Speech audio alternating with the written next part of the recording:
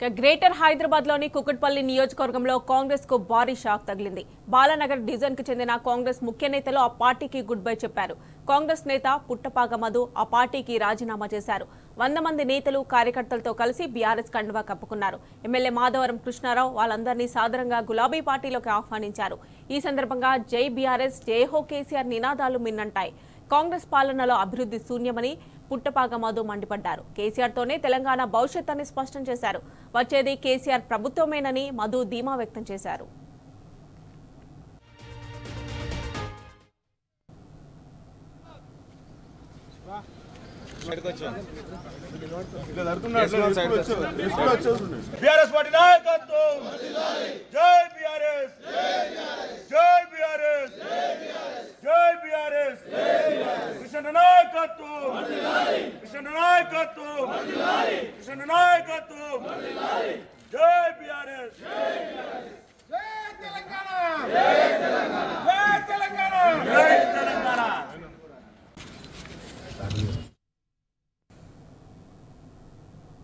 కాంగ్రెస్ పార్టీని చేస్తున్నటువంటి దొంగ మాటలు, దోపిడి మాటలు, అబద్ధ మాటలతో వినలేక టీఆర్ఎస్ పార్టీ ప్రభుత్వం ఉన్నప్పుడు ఏ రకంగా అభివృద్ధి జరిగింది, ఈ 14 నెలల్లో ఏ రకంగా జరిగిందని చూసి మరి కాంగ్రెస్ పార్టీకి ఎన్నో సేవ చేసినటువంటి పుట్టపర్తి మధు గారి ఆధ్వర్యంలో టీఆర్ఎస్ పార్టీలో జాయిన్ కావడానికి రావడానికి వచ్చినందుకు హృదయపూర్వక ధన్యవాదాలు తెలియజేస్తా ఉన్నాం.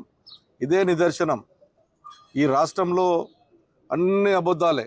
రైతులకు మోసం, ఆడపిల్లలకు పింఛన్లు ఇస్తా అని చెప్పి ముసలి వాళ్ళకు 4,000 ఇస్తాన మోసం, 2,500 రూపాయలు ఇంటింటికి ఇస్తాన మోసం, డబుల్ బెడ్రూమ్లు ఇస్తామని చెప్పిన మోసం, ఇంద్రమ్మ ఇండ్లు ఇస్తామన్న మోసం, 420 హామీలు ఇచ్చి 420 చేసినటువంటి ఈ కాంగ్రెస్ పార్టీ చేసిన మోసాలకే ఈరోజు ప్రజలు విసుకెత్తి ఇవాళ ఎంత భయంకరంగా ఉంది రాష్ట్రం అంటే గొప్పలు చెప్పుకుంటా ఉన్నారు. ఇవాళ ఎంత గొప్పలు చెప్పుకుంటారు అంటే 14 నెలల్లో స్వతంత్రం వచ్చేప్పటి నుంచి చేయనంత అభివృద్ధి 14 నెలలు చేసిన వారు గొప్పలు చెప్పుకుంటారు అంటే ఇంత దుర్మార్గంగా ఆలోచన చేయాలి.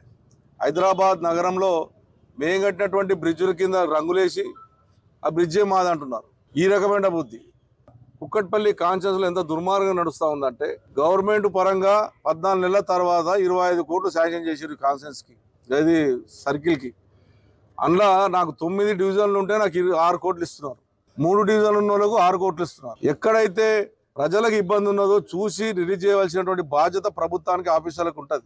ఇది నీకింత నాకింత అని పంచుకునే విధంగా హైదరాబాద్ నగరంలో ఈరోజు కనీసం డ్రైనేజ్కి ₹1 ఇవ్వలేని పరిస్థితి, మంచిలు రాలేనటువంటి పరిస్థితి, బల్బులు ఎగలేని పరిస్థితి, ఎన్ని రకాలుగా ఈ 14 నెలల్లో ఆ రోజున నెలకు 30 నుంచి 40 కోట్లు ఖర్చు పెట్టాము ఆ రోజున కుకుట్పల్లి కాన్షియస్లో అన్ని రకాలుగా.